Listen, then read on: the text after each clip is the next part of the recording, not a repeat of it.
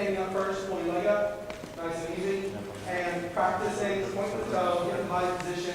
Whenever you do this, make sure that the hand is in front. The fist should be in line with the foot, and all of it is in a high V. Okay? You can work on that every day, work on both legs. What you want to be careful with this is, once again, the heel stretch is supposed to be more to the front. A lot of times you'll see people teaching heel stretches with it off to the side, and that's more of a hip flexor move. If it's done correctly, the top person's foot should be almost pointing towards the back wall. Notice how this is coming more up in front and not to the side. If you get diving, legs apart, double downs, watch where they're pulling from. Because if it's out here, that's exactly what you're going to get. And if they're in their heel stretch this way, and as they start to pop, they let that foot point toward that wall, that's what you're going to get also. Whenever they get ready to go for your double downs, you want to make sure that they face this wall. You're actually reaching up with this shoulder. They're staying square. Drop that leg and wrap. That way, wherever their toes, their last point of reference, if they look over there, they're going to create a facing this way. If they look right here and they spot, that's where their toes are going to be, and that's how you make them lane clean. One method of getting your pliers a better heel stretch, okay, is once again you want to force your pliers into good body positions. Okay, one of these exercises is get her here. Notice how I take my knees and put it into the small of her back, and I keep her hips forward. Okay, I don't let her cheat by letting her hips roll backwards. I keep her here. Okay, once again, I grab underneath the legs so I'm supporting here. I'm not wanting to hurt her, I'm wanting to stretch her. Okay, so I'm here, and I'm pulling. Whenever I get to a point that it starts to hurt too much, she can just tap me on the back of the leg because I've gone too far. Okay, then I just want to hold it there for probably 30 seconds or so, and then when I get ready to release, bend the leg first and bring it down. Okay, once again, you get that hamstring stretched out, it's like a rubber band. If you just let go of it, you might snap it. Okay, so you want to bend the leg, take care of your pliers, make sure they're stretching, and you're not hurting them. Okay, I'm going to bounce through these real quick. Arabesque. If you're arabesque, stand on the toe, pull the leg up, chest up, try to arch the back. Next, go ahead and move down from there. We got to go quick, we're going to run out of time. Go ahead and, while you're in the back flexibility for the scorpion, pull the scorpion up. Go ahead and pull it, and once again, she's going to try to straighten her back leg, keeping her chest up. Now, the reason you put your foot on the toe is, once again, the weight of the flyers should be on the ball of their foot. They should not be backwards, because when that leg comes up behind them, if they're flat-footed, that weight's going to start to pull them backwards. So I put my foot on the toe in order for me to go ahead and pull her up and put her into the correct body position. If you are doing back flexibility, you don't need to do both legs. If you're doing front flexibility, you've got to do both legs, otherwise you're going to end up with jumpers like this. Okay, so for any front flexibility, make sure you do both legs. Overstretch. Overstretch is a push-pull resistance. You're going to grab, kick the leg up behind, point the toe, reach across, and Shannon is pulling toward and pushing away. Okay, and she's going to be doing the same thing. And she's got a bad hamstring, I'm not holding her too long. Do that on both legs.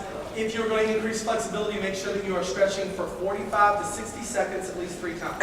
If you want to maintain flexibility, once or twice, 30 seconds or less, and you're fine.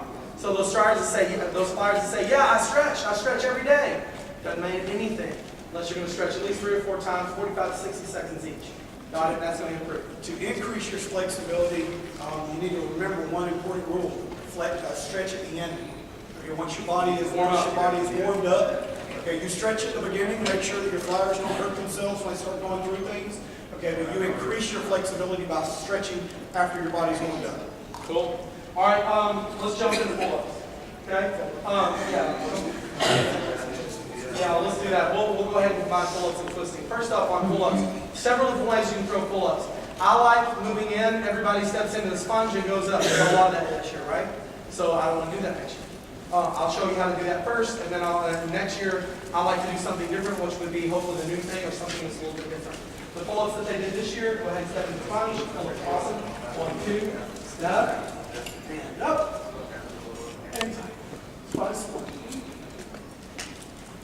When you do this, make sure that this hand goes all the way under the ball of the foot. When you're starting to turn it, you turn early so that as it's passing in front of your face, I grab the heel, follow through, and press to the side. Make sure that when you're doing it, not a lot of power. Nice and easy. Nice and easy. If you throw too hard, it goes up too high, body weight comes back down on the fly. That's the biggest reason that pull-ups are missed, is because everybody thinks that you have to throw them out the top. and then catch it once it comes through. If you'll notice as they do the full up, it's pretty much done before it hits the forehead level. Okay, if you're pulling up and hitting it right at the top, your odds of missing that skill are greatly increased. So you want to finish the skill and then finish it going through to the top. As you learn, soft knees, straight arms. So as it's going, I'm going to try to catch like that. Less impact to the girl on the top, and I can go ahead and catch it, knock it out, get it to the top. That's 2 feet in at the bottom. Since a lot of people are already doing 2 feet in at the bottom, then like I said, I want to move on to something else. So I like to start trying to throw these co-ed style, meaning in the back. And the girls, they actually get more power out of this. You got toss in the back. Go ahead and sandwich toss. Okay, he's going to throw from the thigh here. I'm just going to grab under the ball of the foot. Well, let's just go ahead and pull up. Okay, go stretch double. Ready? And 1, 2. And double. Ready? 1, 2. Cool. Plenty of power. All she's got to do is step up on that foot. As she steps up, she's going to anticipate with her shoulders, keep her hips and shoulders in line. As she comes around, once again, this starts from the ground. So guess what? We just eliminated. You eliminated the step or the hop. You're starting from the ground. You're going to get up 2 counts quicker. And learning from, like I said, learning from our friends in Thailand. If you watch them, learn those pyramid transitions. They didn't double bounce hardly anything. Okay, the double bounce is the way that we're doing things right now. In a lot of pyramid transitions, everything they did was a slow grab and a single, and right back to the top. That's going to start distinguishing your top teams. Not just in stunts, but also in your pyramid transitions to make sure that you look sharp, clean, hit.